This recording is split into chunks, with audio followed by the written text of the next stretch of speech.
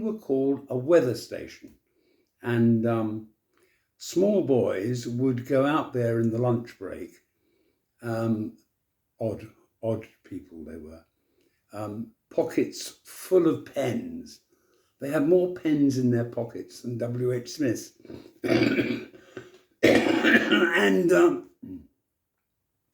they would proceed to open these boxes up because they had keys, which made them very special, and disseminate information from these weather stations with little twirly bits on the top that looked like ice cream scoops that went round and round, telling you what the wind speed was. Who cares? Anyway, us good chaps, we would be behind the bike sheds discussing music, and the music of the day was people like the Small Faces and the Who and the Kinks and the Rolling Stones. Fashion, of course, we all had wonderful jackets on, not the bum freezers like these weather people were wearing, but always a silk handkerchief, never pens on show, and 3 or 4 half-smoked number 6 players' cigarettes, ends in the back with a book of matches. So it was nice and discreet and ready for the bus ride home. So you'd sit upstairs and have a smoke before you got home. So that's how it was back then. And then the weather forecast suddenly changed. In the 70s, we got told there was a thing called acid rain. Remember acid rain? Yeah, no. It was going to melt all the churches and the gargoyles were going to end up as little lumps on the buildings. I haven't seen that of late because it didn't happen, but that was due to a thing called using too many CFCs, which were in aerosol cans, I think. We all needed Harmony hairspray in those days to keep our bouffant hair as mods in place, but that's a thing of the past. It didn't happen, and we moved on to the 80s when breakfast television started, and they had a wonderful weather forecaster called Commander Philpott. That was it, Commander Philpott, ex-Royal Navy, and he would talk about shahs. I thought he was talking about the Shah of Iran, but he was talking about weather showers. But he called them shahs. He lasted about 5 minutes, and then we got Ulrika Johnson, a bit of totty. Lovely. Liked Ulrika. She was great. And it's gone on ever since. Now, we arrived today at a situation where the weather forecast is on every 5 minutes. We're obsessed with the weather. And it's all become a bit of a choreographed dance. And I'll explain how. Let me get my prop and I'll explain it to you.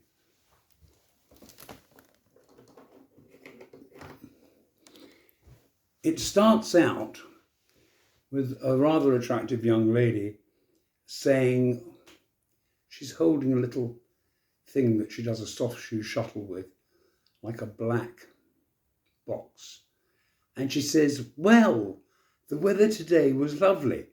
And I say, I shout at the television, I have to say, stop you there. I don't want to know about the weather today because I lived through it. I know what the weather was like today. I want to know about what it's going to be like tomorrow. So then they carry on, and they kind of do this, and then they press a button and up comes a map, and then the hand ballet starts with sort of this and this, and they're explaining to you about the weather with their hands. Tedious. Anyway, they then proceed to tell me in the winter that there is going to be snow on high ground in Scotland. Let me tell you about Scotland. Scotland is the most northerly country in the world outside the Arctic Circle. If you go up to Dunnet Head in Scotland, you are nearer to the Arctic Circle than you are to London. And Dunnet Head is on the same latitude as Juneau, Alaska. Juneau is the capital of Alaska. So you would expect a little bit of snow on high ground in Scotland in the winter.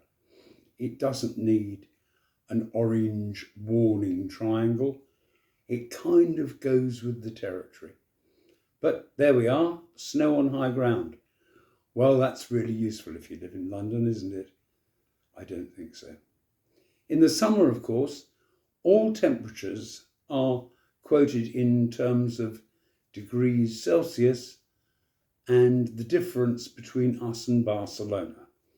As in, well, it's hotter in Barcelona today, or it's hotter in London than it was in Barcelona. Oh, really? I didn't need to know that.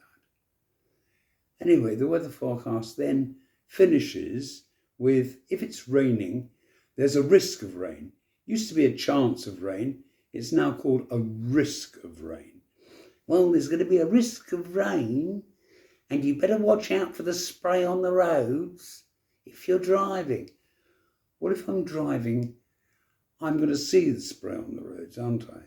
I don't need you to tell me about it, really, if you're giving me the weather. And, of course, if there's fog, be careful with the fog because you can't see where you're going.